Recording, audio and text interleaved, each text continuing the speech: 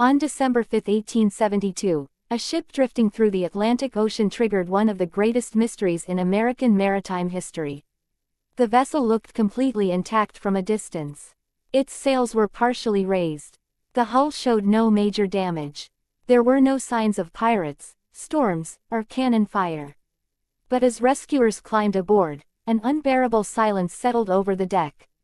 Nobody was there. No captain, no crew, no passengers. The ship was called the Mary Celeste. And what investigators discovered inside made the case even more disturbing. The brigantine had left New York Harbor weeks earlier under the command of Captain Benjamin Briggs, a respected and deeply experienced sea captain. Briggs was not considered reckless. Friends described him as disciplined, religious, intelligent, and calm under pressure. He was traveling with his wife Sarah and their 2-year-old daughter Sophia. Alongside them were 7 crew members carefully selected for the voyage. The destination was Genoa, Italy. The cargo, over 1,700 barrels of industrial alcohol. At first, the trip seemed routine. The weather reports showed difficult seas at times, but nothing experienced sailors couldn't survive. The crew had enough supplies for months. Briggs had commanded dangerous voyages before. Then the ship disappeared. For days, nothing unusual was reported. No distress calls. No sightings of violence. No warnings sent to nearby vessels. Then another ship, the Dei Gratia, spotted the Mary Celeste drifting aimlessly near the Azores Islands. Captain David Morehouse immediately noticed something wrong. The ship moved unpredictably through the water. Its sails hung awkwardly. No crew members appeared on deck. Morehouse knew Benjamin Briggs personally. The two captains had even dined together before leaving New York. Now Briggs' ship looked abandoned. A boarding party crossed over carefully. The first thing they noticed was how normal everything appeared. Cargo remained stored below deck. Personal belongings were untouched. Food supplies were still stocked. The crew's pipes, clothing, and navigation tools remained scattered naturally around the cabins. It looked as though everyone had suddenly stood up and vanished. Investigators later confirmed there were no signs of a violent struggle. No blood. No bullet holes. No weapons missing. Nothing stolen. The ship's only lifeboat was gone. That single detail changed everything. If the crew voluntarily abandoned the vessel, why? And more importantly, what frightened an experienced captain enough to leave behind a seaworthy ship in the middle of the Atlantic Ocean? The last official log entry deepened the mystery further. It had been written calmly and routinely just days earlier. No panic. No mention of danger. No indication the crew feared for their lives. That detail haunted investigators for decades. Some believed the alcohol cargo created dangerous fumes. They theorized Captain Briggs feared an explosion and ordered everyone temporarily into the lifeboat while waiting at a safe distance. But there was a problem. The ship never exploded, and experienced sailors understood the Atlantic could become deadly within minutes. Leaving the protection of a large vessel for a small lifeboat was incredibly risky.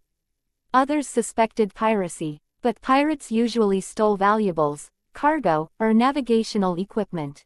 Nothing significant was missing. Then came theories involving mutiny. Could the crew have turned against Briggs? Investigators examined every sailor on board. Most had solid reputations. No evidence of conflict appeared inside the cabins. No signs of restraint or violence existed anywhere on the ship.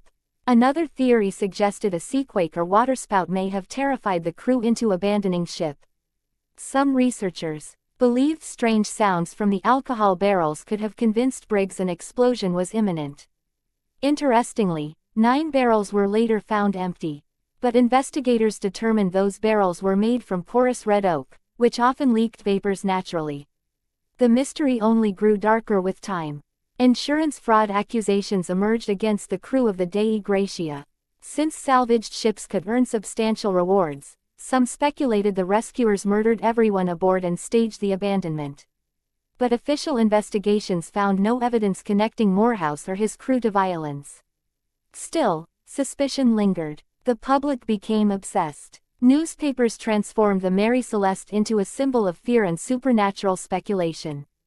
People claimed sea monsters attacked the crew. Others believed the Bermuda Triangle swallowed them. Some even argued the ship encountered paranormal forces beyond explanation. But the terrifying truth is simpler.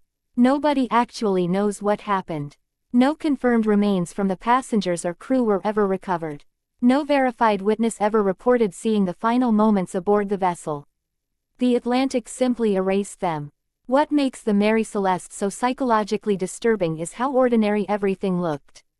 Human beings expect tragedy to leave scars. We expect broken doors, bloodstains, shattered furniture, desperate final messages. The Mary Celeste offered none of those things. Instead, investigators found silence. A child's belongings remained neatly placed inside the cabin. Clothing hung untouched. Meals appeared partially prepared. It felt less like a crime scene, and more like an interruption. As though something invisible had frozen time itself. Even today, maritime historians continue debating the evidence. Some believe Captain Briggs made a catastrophic but understandable decision after fearing toxic fumes. Others insist a sudden weather event separated the lifeboat from the drifting vessel. A few remain convinced crucial evidence was overlooked.